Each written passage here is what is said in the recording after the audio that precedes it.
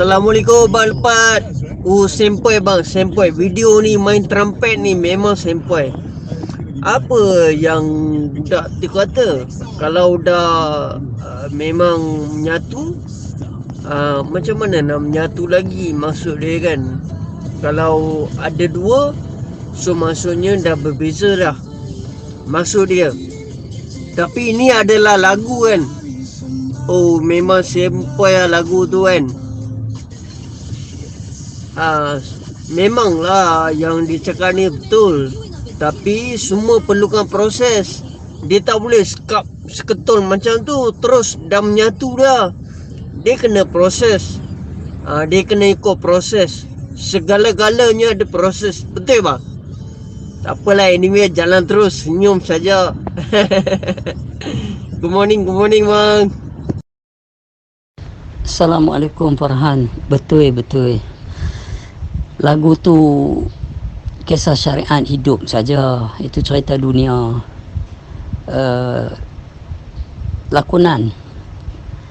Lagu tu bila dikatakan penyatuan tu, tajuk lagu tu aku tidak memiliki apa-apa pun, Yaduki Barat ni. Tetapi kisah seni lirik lagu tu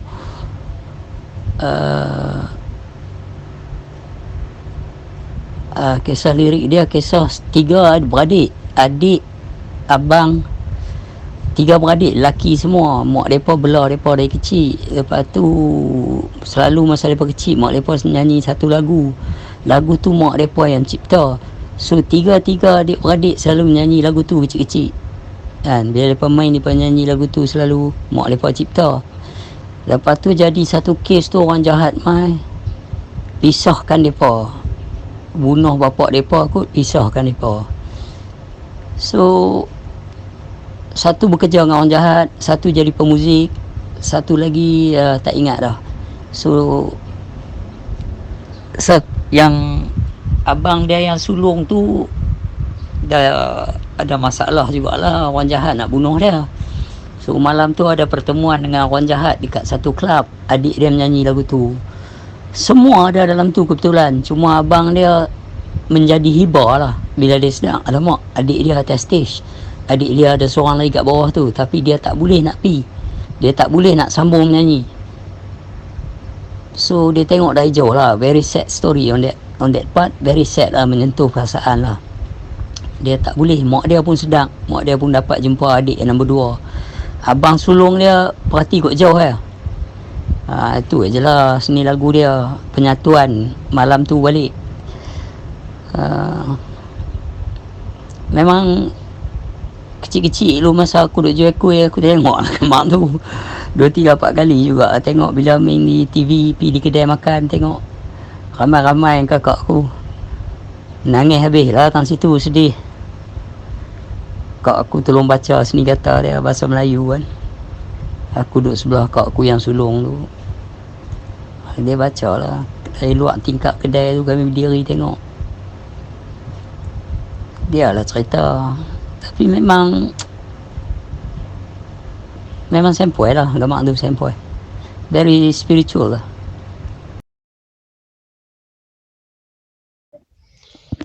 Yelah bang, cerita tu abang tahu kan saya Punjabi. Kalau Punjabi, Hindi kan, kita tengok cerita Hindi, kita faham lebih dalam lah, faham dia. Tapi nak terangkan dekat orang ni payah sikit. Macam orang yang faham bahasa Melayu ni, untuk dia mudah. Orang India faham bahasa India, untuk dia mudah. Tapi dia nak terangkan maksud dia tu, dia slang-slang tu, memang payah sikit lah nak terangkan. Contoh macam-macam sama macam ni lah bang. Ustaz-ustaz yang belajar fiqah, dia pula sibuk nak hukum makrifat ni. Yalah, it's nothing to say. Lantak lah. Kita tahu siapa dia dan kita tahu siapa kita. Subhanallah. Biarkan.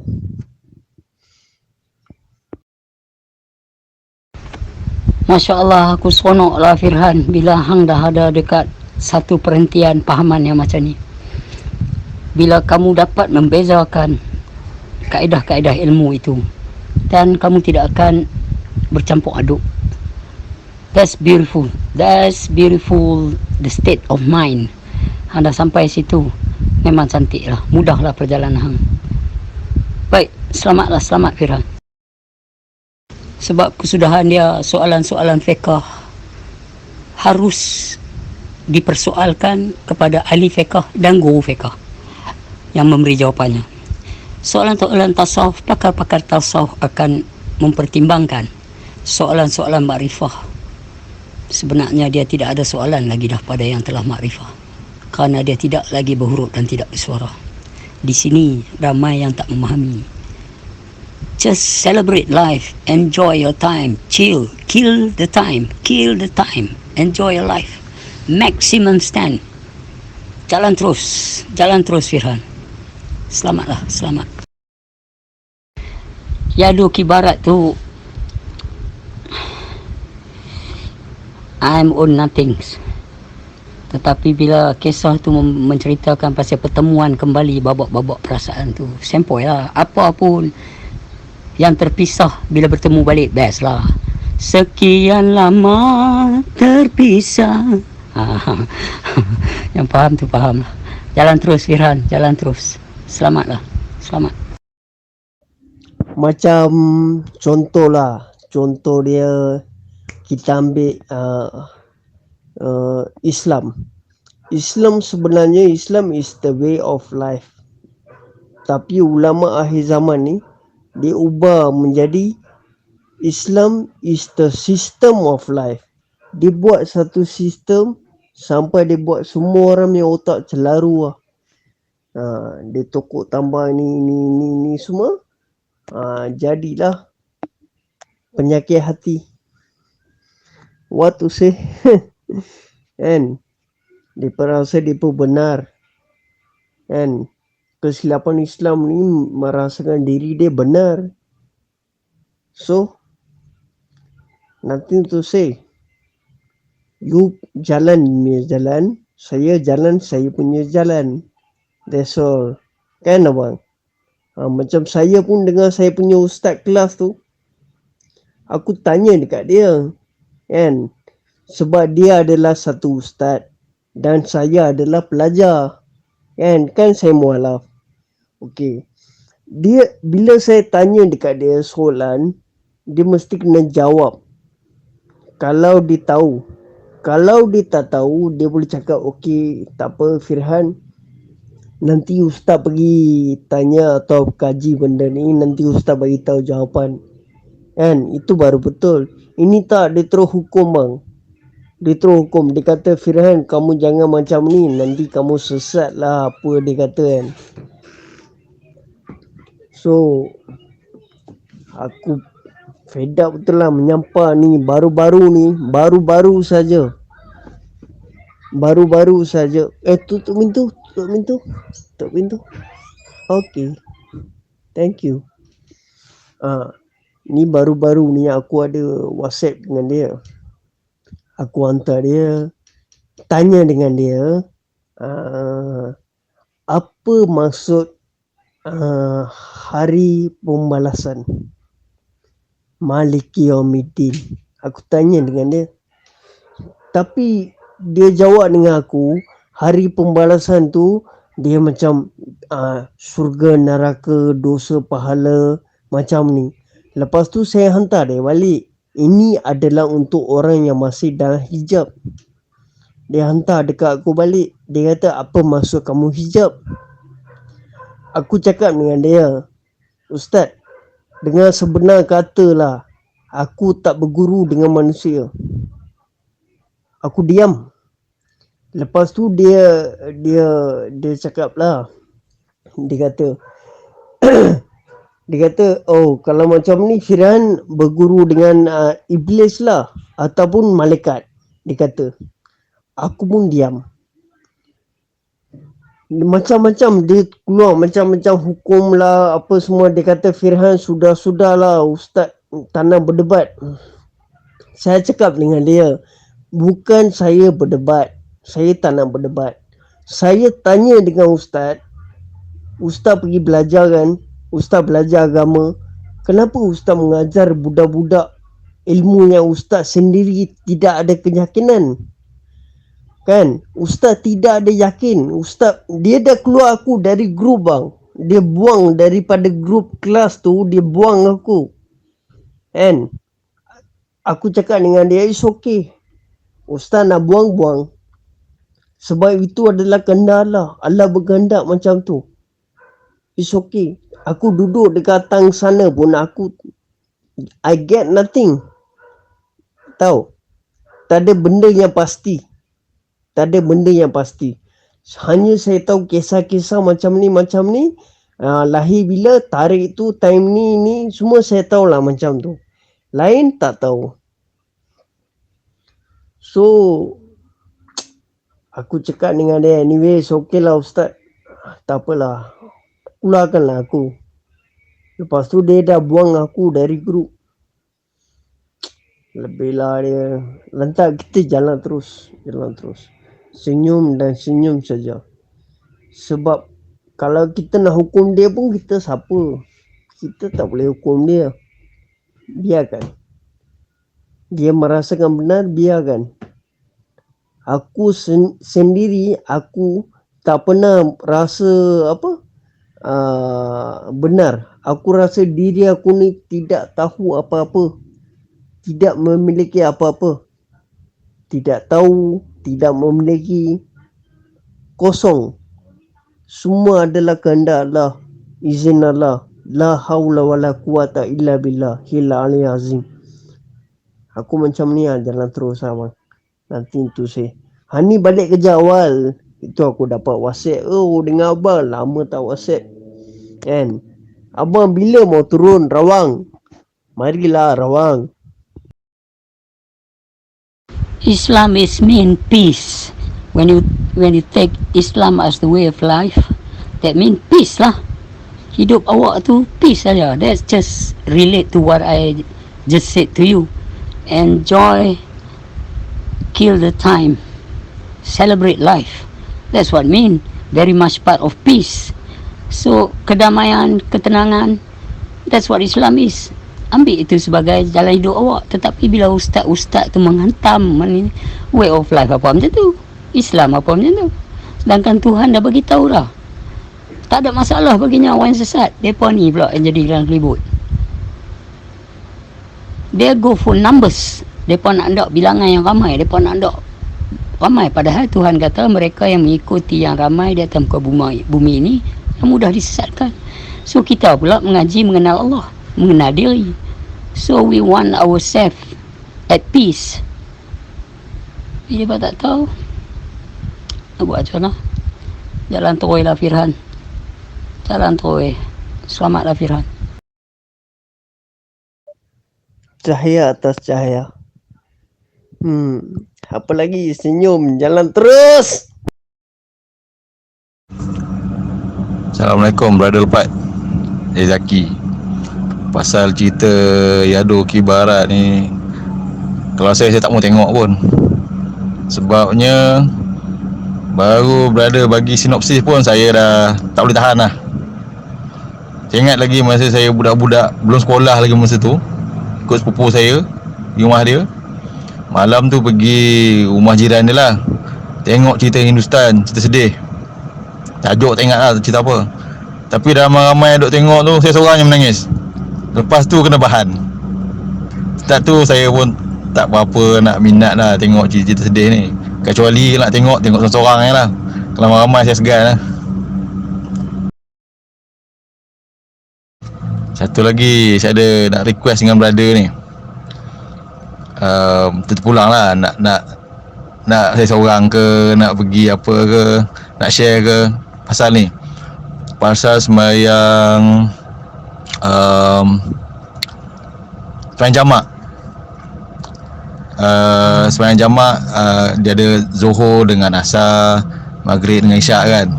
Saya nak tahu, saya nak brother dapat explain sikit lah, kenapa Zuhur dengan Asar, kenapa Maghrib dengan Isyak. Bukan soalan apalah, sebab saya ada jugalah mengaji benda-benda sini lebih kurang, tapi masalahnya Saya banyak miss kelas dengan ponting kelas. Tu aje. Kalau dapat bagilah sikit kan.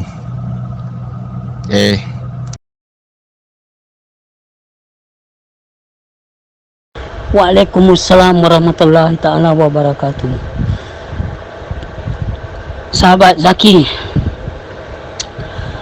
tentang Yadu Kibarat tu main peranan pada perasaan lah. Kalau awak menangis tu makna awak boleh menjiwai babak dan watak tu. Itu saja. Orang tengok gamak lawak orang gelak, tengok gamak hantu seram, gamak sedih takkan dia gelak. Takkan bila gamak sedih merambut air mata, makna sempurnalah syariat tu. Apabila hakikat jalan cerita tu bertemu hakikat perasaan hang. So syariat dia mengalir lah air mata. Betul lah tu. Yang bahan tu punya pasal kat mereka. Mereka tak ada kualiti tu. Clear cut. Clear. Okey, tentang solat tadi tu. Macam ni lah saya cerita peringkat pengajian saya. Saya dulu betuahnya rasa pada perasaan individual ni, perasaan yang sendiri ni, apabila berjumpa guru yang potong terus, dia tak ada kata nak remeh-temeh. Dia bukan cerita bab semayang jamak, semayang ni, semayang fardu, semayang sunat ni, tak ada. Dia cerita tentang yang buat semayang tu terima adalah satu-satu solat itu diterima apabila seseorang itu melakukannya dengan tanpa ada wujudnya. La haula wala quwata illa billahil aliyyil azim. Dan segala jenis solat pun kalau tak ada khusyuk tawaduk tak diterima. Clear. Sebab dia kata berdirilah di dalam solat kamu dengan khusyuk. So dikerana penerangan yang begitu awal memotong segala kaedah-kaedah yang seterusnya. Okey, contoh dia kaedah ilmu bagaimana solat ni, bagaimana itu, bagaimana ni. Yang tu yang nombor berapa? Yang nombor satu adalah mengenal Allah. Kalau kita mengenal Allah, soalan ni dah senang saya jawab. Tapi kalau saya nak jawab soalan ni, Zaki tak mengenal, macam mana saya nak hurai di peringkat ilmu yang saya mengaji dan pahaman saya. Jadi saya kena turun di balik pahaman yang ramai. So it left me with no interest. There's no turning back lah. Saya nasihat Cik Zaki ada lebih baik bertanya ustaz-ustaz fiqah lah hal ni. Sebab saya kalau orang mempersoalkan tentang kaedah, keadaan dan rupa bentuk solat dan ketika, masa, saya tak berminat. Saya berminat apa yang membuat solat itu diterima. Bukan cerita-cerita tentang keberadaan solat tu, dari mana asalnya dan bagaimana terjadinya. No. Guru I dah potong lama. Guru lepas dah kata, Pat, fahamlah kaedah solat macam mana sekalipun kalau tak ada khusyuk dan tawaduk. Kalau rasa kita yang buat, batal. Dia cakap dengan lepat pada satu malam tu. So lepat kena stand with my understanding. I have to betul-betul rebel terus lah dengan apa yang I faham, kerana amalan seseorang itu adalah untuk seseorang itu. So benda ni kalau orang tak setuju, does not matter. Kalau orang kata sesat, does not matter.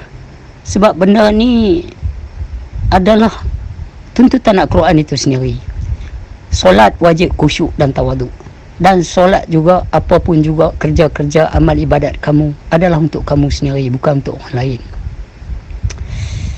Okey Zaki, Zaki pergi masjid malam ni jumpa ustaz. Zaki tanya ustaz lah. Baik baik Zaki, selamat Zaki, selamatlah.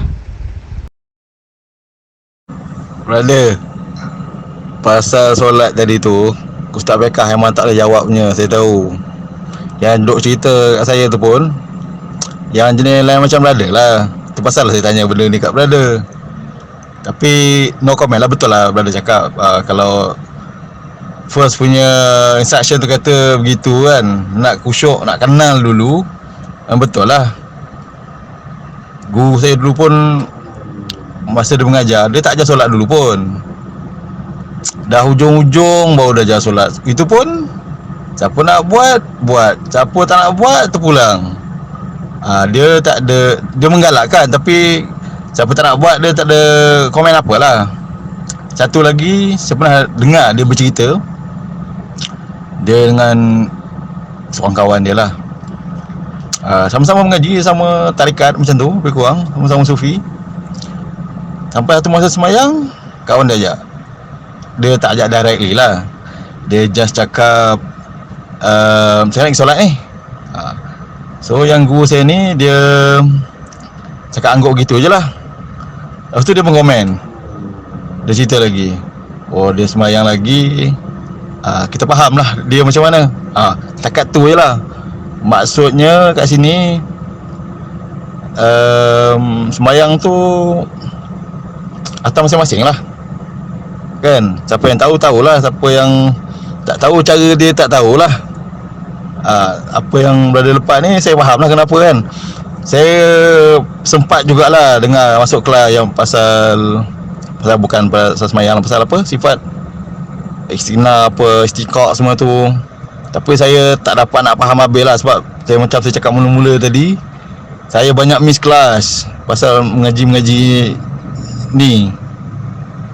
So cara saya sekarang ni dah PKP kan, nak mengaji pun memang tak boleh lah. Kalau dapat sikit-sikit berada lepas tu, boleh lah tampur-tampur mana yang ada. Saya tinggi sangat tu, kenal sangat tu, tak ada lah macam orang lain. Cakap basic-basic, rukun semayang, rukun apa, sifat nafsiyah, makniyah tu, dah belajar lah. Semayang tu apa kaitan rukun 13 dengan sifat makniyah tu, dengan kalimah tu, dah mengaji lah sampai tahap tu. Tapi ada banyak, ada macam-macam lagi, ada berlapis-lapis kupasan dia kan. Yang tu belum berkesempatan lagi lah. Ni cuba nak, macam bahasa mudahnya, nak minta salam bocor macam tu lah kan. Kot lah boleh, kalau tak boleh tak apa, kita sembang biasa pun tak apa, tak ada hal.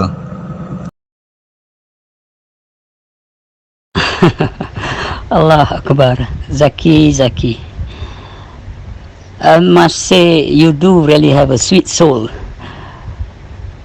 Okay, bila kita bercerita tentang makam ilmu, bila guru cakap, satu masalah yang pertama, pahaman atas solat itu sendiri. Ada orang ingat menyembah, ada pula orang mengatakan berhubung. Okey, siapa berhubung siapa dan bagaimana keadaan dia tu dalam solat. Sebab bila dia kata hayya 'alas solah, kita kata la haula wala quwata illa billahil azim. Jadi bila kita sebut benda tu, masalah dia bagaimana kita nak mensyariatkan la haula wala. Bila setengah ustaz Wahabi ni kata nafi isbat ni nonsense, so bagaimana dia nak mensyariatkan la haula wala pula. Jadi bila sambut azan tu, lepas balas tu la haula wala, bila dia kata hayya 'alas solah, hayya 'alal falah. Okey, baik. Jadi di peringkat guru berbincang sesama anak muridnya yang ramai, maka persoalan solat itu lebih ke arah kepada yang ramai di dalam keadaan yang ramai. So itulah pembentangan yang orang nak tengok. Banyaklah cerita-cerita yang support conversation yang membuat kita mengiyakan benda tu. Kita jadi yes man, Mr. Yes. Jadi bila orang cerita Nabi semayang sampai bengkak kaki-kaki, orang cerita lah. Lepas tu orang lain pula main kata ada yang kena panah cabut saat tengah semayang solat. Itu lah. But I say this all story atas story, cerita atas cerita daripada orang. It's not about nak percaya tak percaya. Itu nombor dua. Kalau percaya, it's okay, fine. Tapi kita nak percaya, hang boleh ke buat macam tu? Yang lenyap tak ada diri dia. Kalau kata kaki bengkak, dia tak sedang. Dia khusyuk yang tak ada dia lah. Jadi perbentukan solat itu kalau mana dan ketika mana. Lepas cerita dia solat sampai bengkak kaki. Alright, solat sambil berjalan, ada kata dalam Quran. Dia dah sebut kan solat 5 waktu. Yang kena panah tu. Masa bila?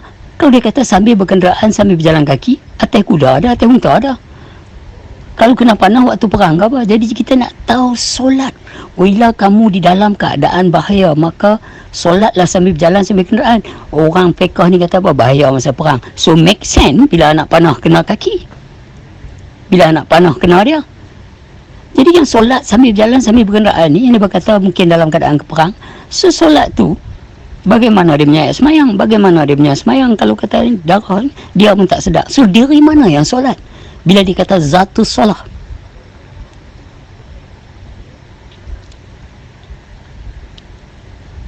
Bila kita kata takbiratul ihram ni lah, apa semua ni lah, sebelum ni ada berapa harakat. Mereka kata ada 2 harakat. Kalau Allahu Akbar, 3 dah. Kalau niat di antara huruf yang 8, alif lam lam ha, alif kaf ba ra, baru 8. Kalau alif lam lam ha ha waw, alif kaf ba ra, 10. So kalau kata yang ha waw tu tak terlepas sebab dia khadim, kalau dilafaz dia muhadas, makna siapa benda tu? Apa benda tu? Siapa yang solat sebenarnya? Ini proses-proses selanjutnya lah. Harus ada tertib tingkatan ilmu. Tak boleh sembang lagu tu je. Itu sebab guru yang nak cara ramai, dia bagi cara ramai. Kalau yang dia orang dia mai tanya solatun daim ni, siapa yang nak solat? Solat tu dari dalam perut ibu dah. Berjanin dah berhubung dah. Ni kita cerita bab berhubung, bukan menyembah. Muhammad tunjuk cara menyembah ketika bila. So sebelum tu dia tak solat lah. Jadi hari ni bila orang nak membincangkan tentang solat-solat setelah ditunjuk, ada proses dia lagi. Hang ada ke ketika itu? Hang nampak ke? Kalau kata anak panah kaki bengkak, solat mana? Solat yang menyembah ke solat yang berhubung? Sebab hujah dia ada dalam Al-Baqarah ayat 239. Bila dikata di dalam keadaan takut, siapa tak takut kalau tak khusyuk, kalau neraka wil? Orang kata dalam perang. Kalau dalam perang berkenderaan, mereka bukan ada kereta kebal masa tu. Mereka naik kuda ataupun mereka naik unta, tak tahulah mana satu ketika perang tu. Tak mustahil lah kalau panah hinggap. Tapi solat apa yang sedang dilakukan tu? Kalau solat daimun, bagaimana rupa bentuk dia, bagaimana afal dia, bagaimana dia punya qauli fi'li qalbi dia. Oh, nak solat ni kena mengenal Allah dulu, dan bukan kamu yang mengerjakan. Siapa yang mengerjakan siapa? Kalau dia, orang kata, ada orang yang kata aku sebenarnya kita dah tak ada, yang ada tu Allah semata-mata lah, dia lah yang menyembah dia. Takkan kot macam tu pula. Ini soal berhubung, bukan soal menyembah. Sambil berkenderaan, sambil jalan kaki, apa istilah menyembah tu? So ada benda boleh proses. Buka surah Al-Baqarah ayat 238 dan surah Al-Baqarah ayat 239.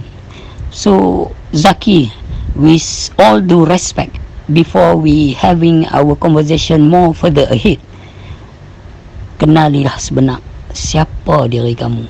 Siapa sebenar-benarnya yang tak putus-putus mengingati Allah. Walau kita lena, ingatan tetap sama.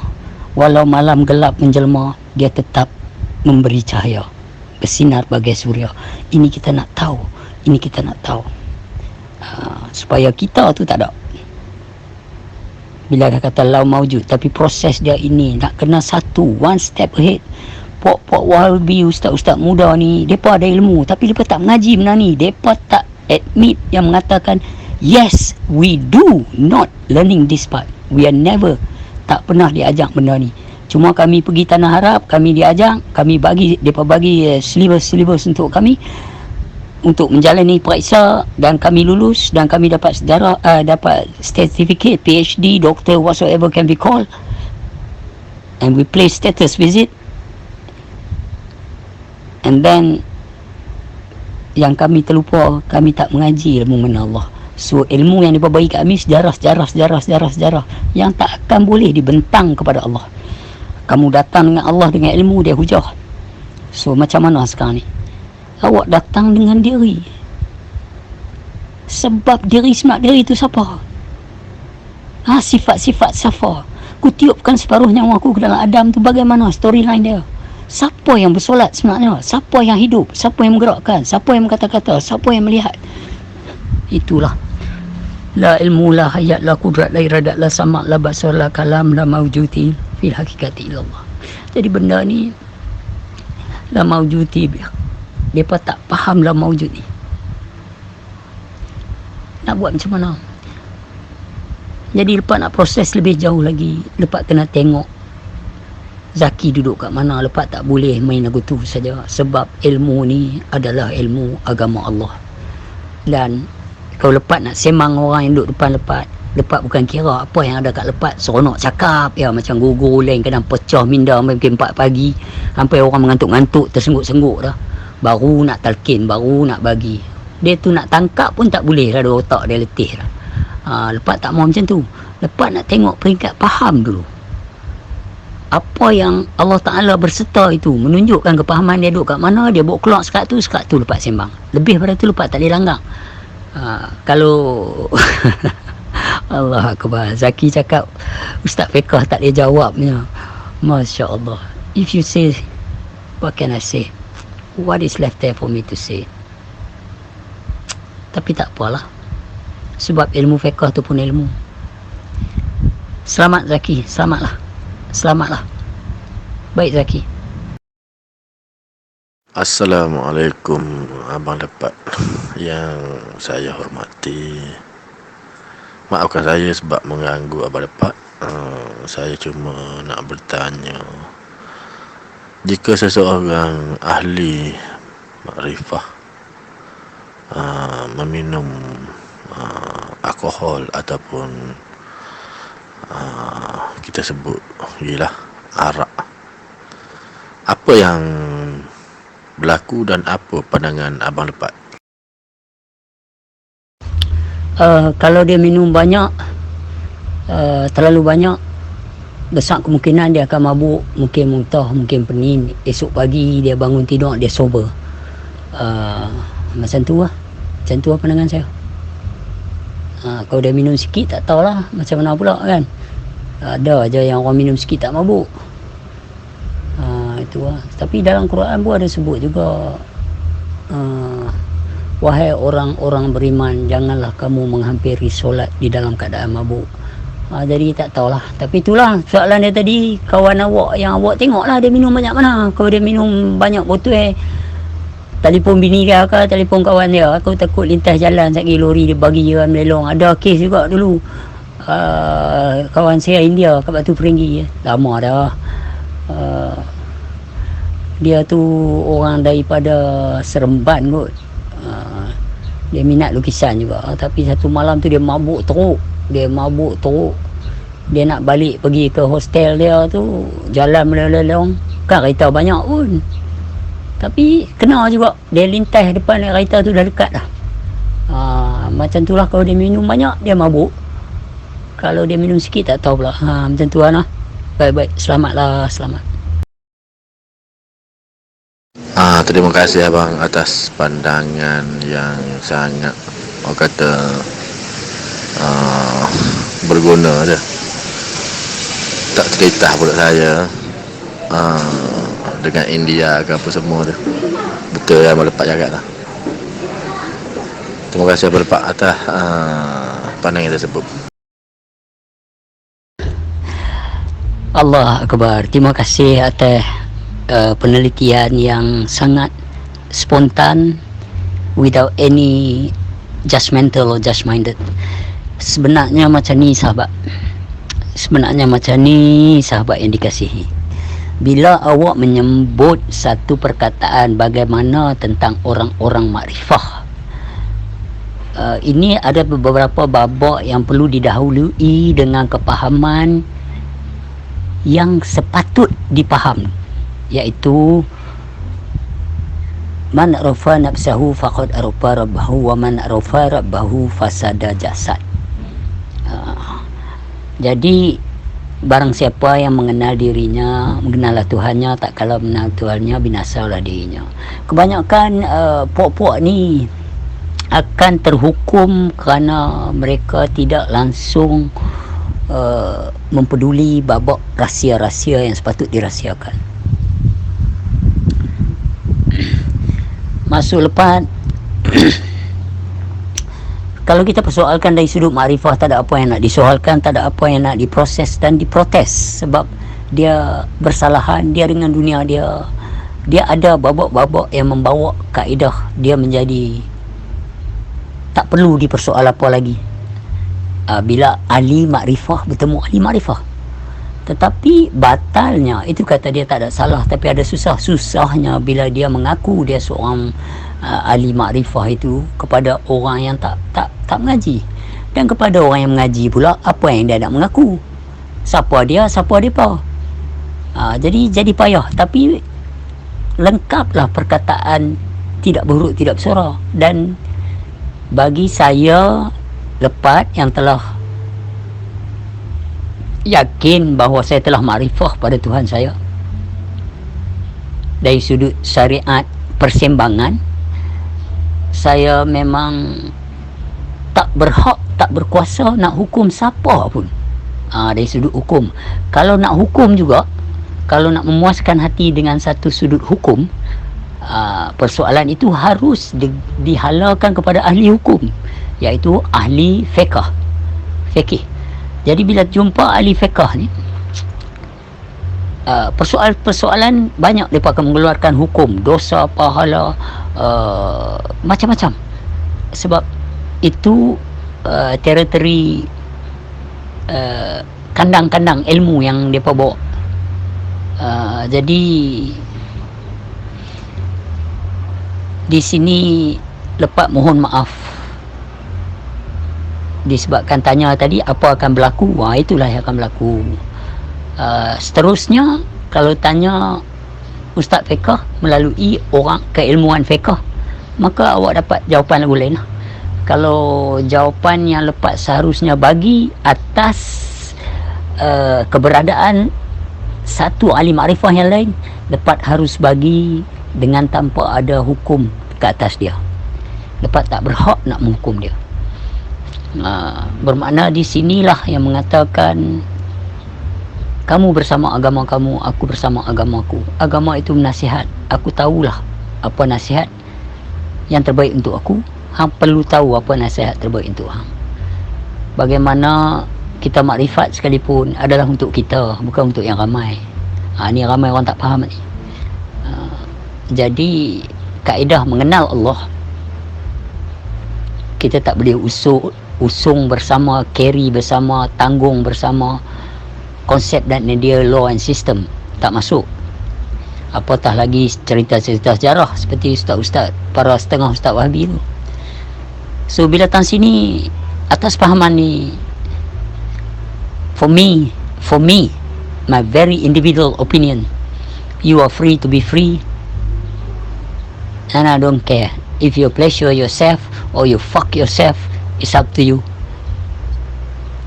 because you are the creator of your own feelings, the misery and happiness. You are the creator, bukan lepas. Sebegitulah juga kamu bertanggungjawab ke atas segenap amalan kamu, dan kamu tidak bertanggungjawab ke atas segenap amalan orang lain. Ini puak-puak fiqah tak tahu yang mereka telah, setengah mereka telah melampaui batas dengan merampas hak-hak Allah Ta'ala. Kita tak boleh nak menghukum orang, kita boleh menasihati orang. Itu saja. Kalau nak hukum, kita kena tengok kita siapa.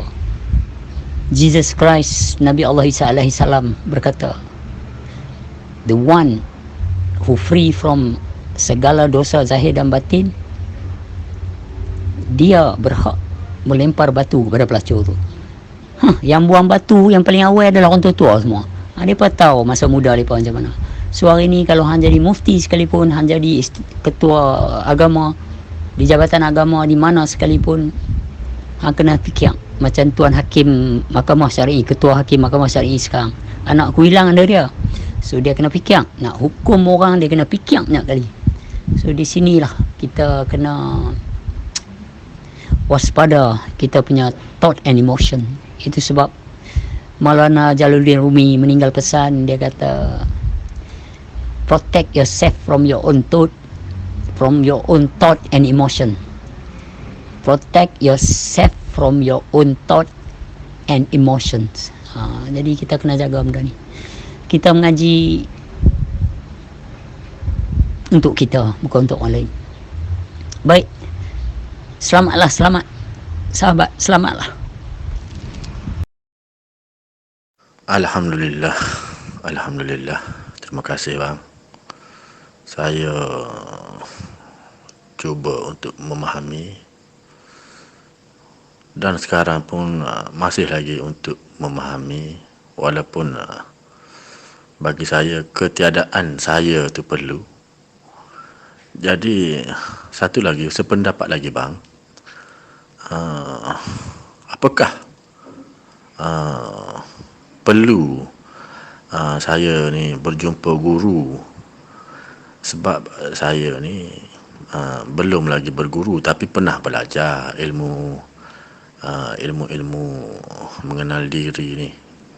Tapi selepas saya jumpa channel abang, saya pun terus pegang tentang ilmu mengenal diri ni. Dan pertanyaan saya, apakah perlu untuk saya berjumpa guru untuk ditalkin sebagai seorang ahli makrifat, ahli makrifah, ataupun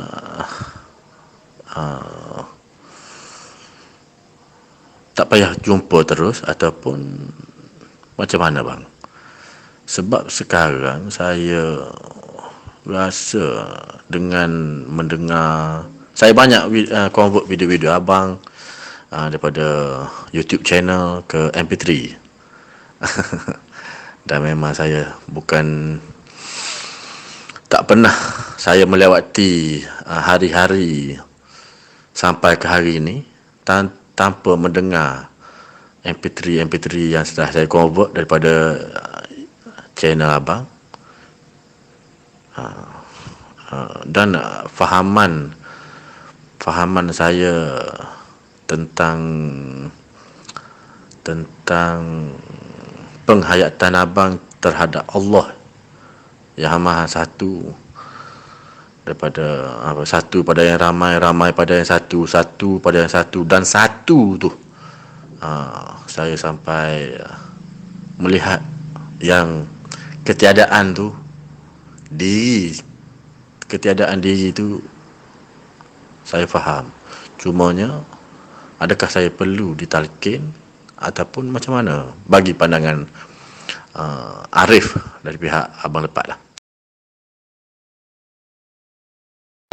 Waalaikumsalam warahmatullahi taala wabarakatuh. Pandangan lepat berguru tu baguslah, satu benda yang terbaik. Wajib tidak boleh tidak kalau ada orang yang boleh memberi panduan, pedoman yang tepat ke sasaran yang nak ingin dipahamkan.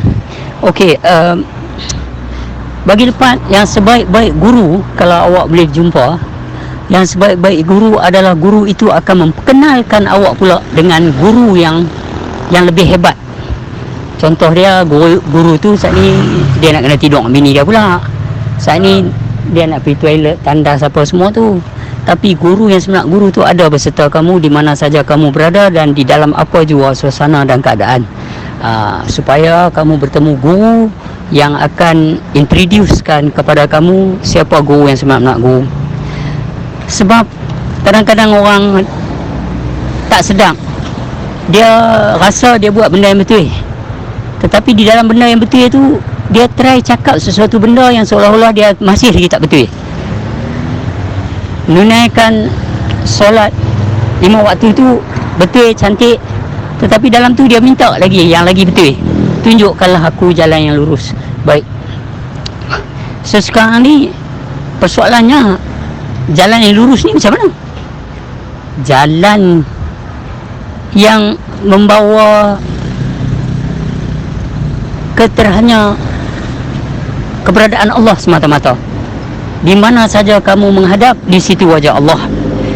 Dalam surah Al-Baqarah ayat ke-115. Betul tak? Mana ada jalan lain? Jalan kembali ini adalah jalan untuk kepada Allah Ta'ala. Tetapi Allah di mana saja kamu berada, di situ ada Allah. Dalam surah Al-Hadid ayat 4. Dan dia yang awal, akhir, zahir, batin, itu surah yang sama ayat 3. dan di mana saja kamu menghadap, di situ wajah Allah, dia sebut wajhu situ.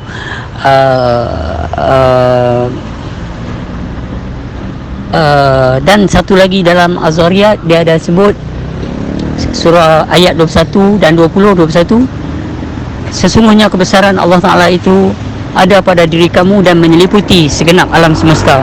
So yang dikatakan jalan yang lurus ni, ada jalan yang tak ada lain, Allah semata-mata, dan kamu tidak akan ada kaedah-kaedah syirik kafir. Di sini ada peringkat-peringkat yang harus awak berguru. Guru akan mencerita babak-babak rahsia Allah, rahsia ilmu Allah, dan rahsia Allah itu sendiri, iaitu ada kat awak. Ada kalanya siapa pun tak tahu, awak sendiri je. Ni sebab dia tertakluk dari sudut basar, iaitu af'al. Benda ni bukan sudut ilmu khulbi, dan bukan sudut khawli sama, tak ada. Nak mengenal Allah ni, setelah mengenal Allah ni, kaedah perjalanan seterusnya takluk dia macam orang dulu kata, takluk wahdatul wujud adalah basar. Yang nampak, yang tak nampak, dia nampaklah pokok, kelapa, laut, itu orang. Dia tak nampak di mana kamu menghadap, di situ. Dia tak faham sebab dia tak mengenal diri dia. Buta mata rohani, mata batinnya butalah di sana. Sebab mata rohani itu dia melihat apa? Kaedah-kaedah apa yang dia melihat mata rohani itu. Kalau Tuhan kata aku lebih dekat daripada orang leher kamu dalam surah Qaf ayat 16. So mata rohani ni melihat apa? Kalau mata zahir ni melihat keduniaan. Kena faham baik-baik benda ni. Baik, selamat brother, selamatlah. Alhamdulillah bang. Terima kasih di atas pandangnya abang. Memang jelas dan nyata sekali bang. So sekarang saya kena mencari guru lah. Tapi sekarang ni saya ada di Sabah lagi. Saya berkhidmat di sini. Tapi besar kemungkinan saya akan pindah ke Semenanjung. Mungkin dalam 4 atau 5 tahun lagi. Lama juga tu. InsyaAllah. Di mana ada kemahuan, di situ pasti ada kejayaan. Percayalah, insyaAllah. Sabah kah, Sarawak kah, England, London, Hong Kong, Tokyo kah, mana sekalipun, ya, Allah berserta segenap umat manusia. Kalau dia nak menzahirkan jalan petunjuknya melalui orang gila, dapat juga kita. Melalui orang yang nampak macam tak siuman, nampak juga kita. Kalau dia nak menyesatkan melalui yang berjubah serban, tersesatlah juga kita. Semua itu permainan dia, rencana dia. Kita kena relax, kita kena tenang. Cuba semak surah An-Nahl, surah ke-16 ayat ke-37. Dia suruh kita relax tu, faham baik-baik. Surah 10 Yunus ayat 99 dan juga ayat ke-100. Kita kena relax, kena tenang kalau faham ayat tu. Kalau dia nak tunjuk kita hanya masa, tempat dan suasana saja. Sebab dia tak ada, there's no way turning back. Kalau dah kenal dah. Dia tak ada kenal sikit-sikit atau kenal sekat-sekat, tak ada. Antara tak kenal terus dan kenal. InsyaAllah. Selamatlah sahabat, selamatlah.